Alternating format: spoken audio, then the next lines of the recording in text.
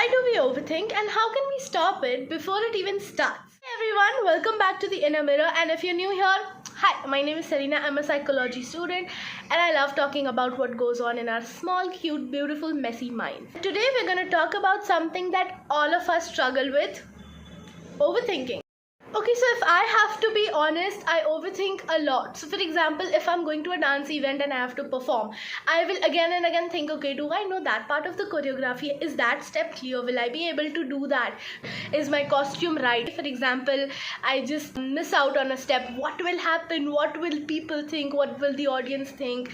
And everything. And it goes on, okay? It's like the brain doesn't shut up and it just keeps on speaking. And even the smallest things, if you notice, a text from someone did not reply or give a weird reply or did not put a proper emoji or something, and we'll just overthink that, okay, are they angry, are they sad, did we do anything? We'll recall all the incidences, all the talks and everything, and it's just too much in head going on. It's like a mess, and as a result, this all overthinking turns out into a very big movie that if played in theaters will get 1 million views.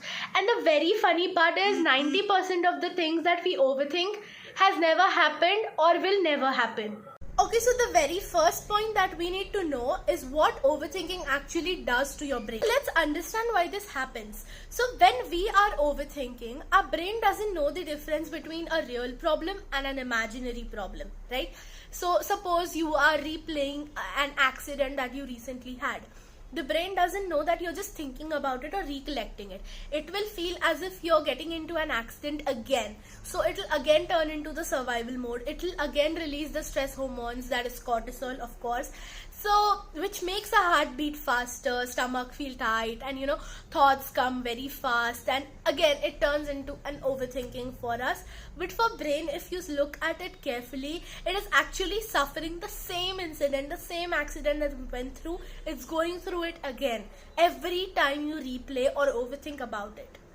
So if you notice, whenever you overthink, after that you'll feel so tired because it's like brain is forcing your body to fight an imaginary battle that's not even there. So overthinking also affects your prefrontal cortex, that is the part of brain that helps you make decisions. So if you notice, the more you think, the harder it becomes to choose something or to decide something. So even sometimes after days of overthinking a particular thing, you do not come to a conclusion because your brain is just stuck at a point. This brings me to my point 2, which is why we overthink. And here are 4 psychological based explanation or 4 points that I would like to highlight. That is, one is fear of unknown. Just because we don't know what the result is going to be, we kind of try to predict the outcome or control the outcome that is going to come. And second is perfectionism. So we mentally think that, okay, even a tiny mistake made for this thing and I'll ruin everything. A little misguidance or a little step that I miss and I'm gonna miss everything. I'm gonna fail in everything. There's nothing left in life for me. So that feeling, that is perfectionism. That also leads to overthinking.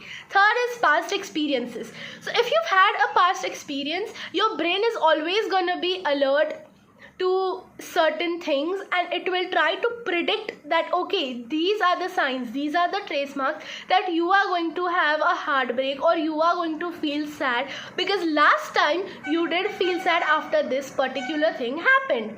So that is past experiences that lead to, again, your overthinking, because sometimes things happens in a similar way but the outcomes come good, but your brain doesn't know that outcome is gonna be good. That's why it just predicts the pain before you fall into the trap.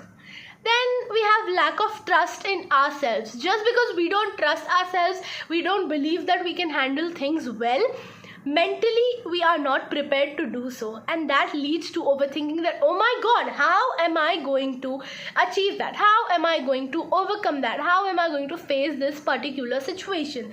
So these 4 things are so common that leads to overthinking in our daily life. So basically, overthinking is your brain's way of telling you that, hey, I want to protect you. But this ends up hurting you. You end up hurting yourself. You end up imagining so many things that are not even going to happen, or that never even occurred, or overthinking about someone what they are thinking about you, whereas they are not even thinking, they're not even aware of you or your presence, and you're just wasting your time, effort in overthinking such things. And this brings us to point number 3, my favorite, the realization. Okay, so one day I realized a very simple thing, that overthinking doesn't change my past, doesn't predict my future, and is only ruining my peace of present. So, the very, very important thing to know is that you do not need to replay everything that went wrong to make it right. You just need to let it go. And that's the hardest part of letting go, because when you overthink, you feel like you're doing something, but actually you're just exhausting your poor brain, your poor mind, and it is again trying to protect you in turn, and it is just becoming a mess all over again. How to stop overthinking before it starts. So the fourth point is how I calmed my own overthinking, and here are a few points that will help you as well. The very first thing that you need to do is catch the thought early. The minute you notice yourself going into the thinking, going into that same spiral, the same overthinking line again, pause. Talk to yourself.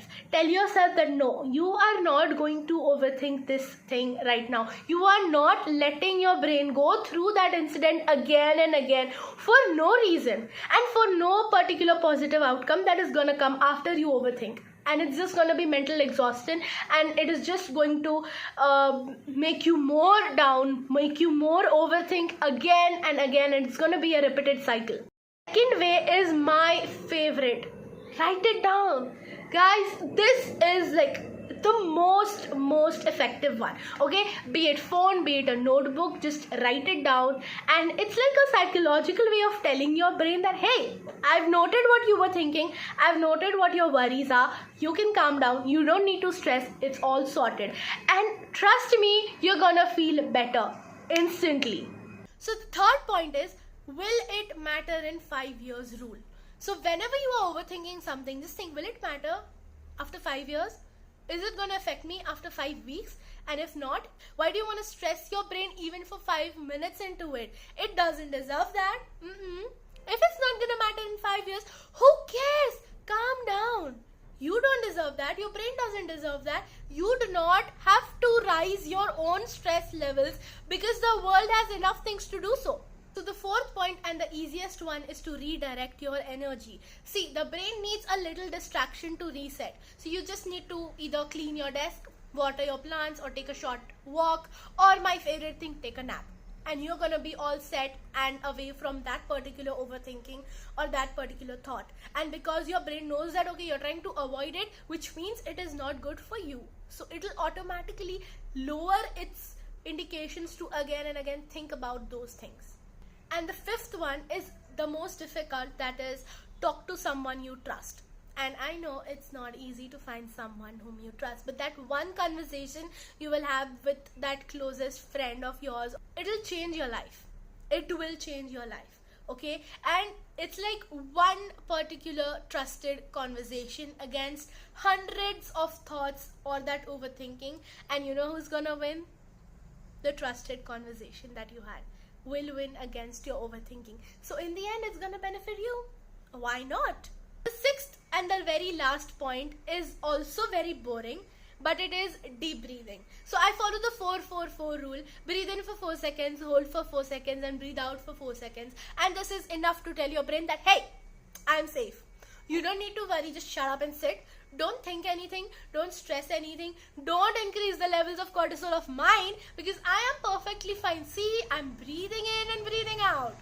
This brings us to the fifth point, that is doing self-reflection moment. So when I realized that, okay, my overthinking is basically based on me not trusting myself enough, me not being connected to myself enough, and that made me do my self-reflection, that made me work hard on myself and my so-called insecurities, and now I'm like, who cares? I love myself, and that is enough. That is literally all you need in life. I am telling you, just be yourself, just love yourself, and that's all. You sorted for life. So I used to think that, okay, if I have planned these things and they don't go accordingly, then it's done. I've ruined my life. There's nothing ahead for me. There's nothing left for me. I have no hopes. But no, that's not true. It's like, Selena, even if things don't go perfectly, something or the other will happen, right? And okay, tell me one thing, if you overthink about something and it still happens, and if you don't overthink about something and it still happens, the result is same, and you just wasted your energy in exhausting yourself. Instead, you could have thought and removed a better solution to that particular problem. So the goal is not to have everything under your control, but it is to be calm when things aren't in your control, and know for sure that it will be in control one day. Everything will fall out good, because see, unplanned things are just gonna pop out in your life out of nowhere, and you just have to laugh it off. You cannot do anything else.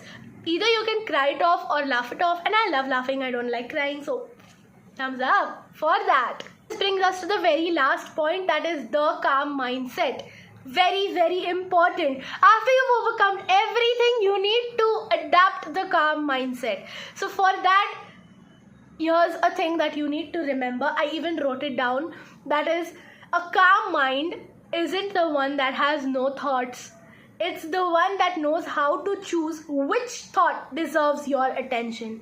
And peace doesn't mean your mind is empty. It means your mind is gentle with itself. So next time you find yourself overthinking, just pause, breathe, and remind yourself that, hey, not every thought deserves your attention.